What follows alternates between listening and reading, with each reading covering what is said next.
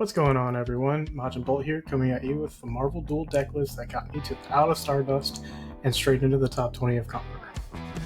Shoutouts to Crisis Jake for his Season 4 train deck that allowed me to create this variant called 3's Company. Just like the original train deck, you can utilize Blood Axes to funnel power into your destroyer as a win condition. But before we dive in, let me tell you a little about myself. I'm a streamer and content creator for both Twitch and YouTube that has placed the focus on Marvel Duel. I have fallen in love with this game, and as a Marvel fan and former professional TCG player, this game has become my passion. Important default cards to note. Shield Agent. If you can get a hold of this card early, hang on to him until about turn 5 to 7, depending on how helpful he has been for your board state. Using him to play your Destroyer, Gladiator, and Doc Ock for the additional increase in power is critical to maintaining a strong early game. Don't forget to play the third copy out to get the Shield Agent buff before finalizing a 4-star.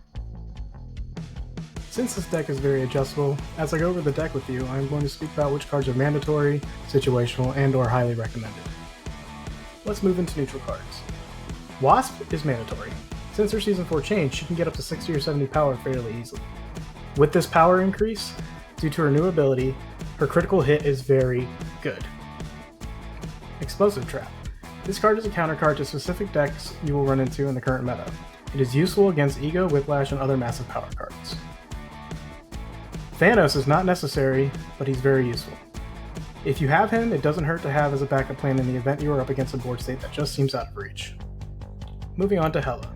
Destroyer is mandatory.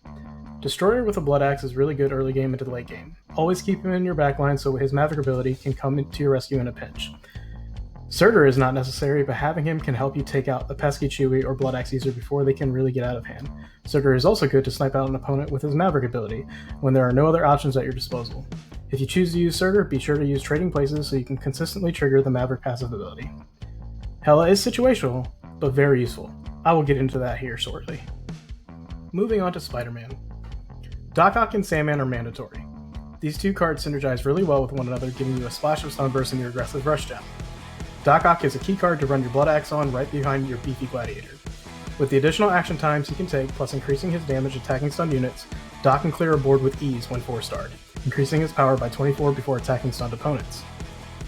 Symbiote Spider-Man and Green Goblin have 2 each due to the potential of Spider-Man's swing into action skill.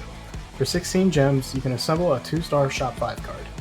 So if you happen to get either Green Goblin, Symbiote Spider-Man, or Hela, you have the 2 remaining cards in your deck to potentially 4-star them. Moving on to Star-Lord. Gladiator is mandatory. He is hands down one of the strongest Shop 3 cards in the game. Using him can almost single-handedly carry you to Shop 3 if you keep it a consistent win rate with him on the field during your rounds. He will be delicious Blood Axe fodder for your Doc Ock, Drax, and Yondu. Drax Assault and Yondu are mandatory. You only need at least 1 Yondu because you will be putting a Blood Axe on him, so when you cast Drax Assault on him, eating your Gladiator, he will assault the opponent directly in front of him, dealing damage to everything to the right of that character. Yondu is critical if you are going against a late-game intergalactic deck.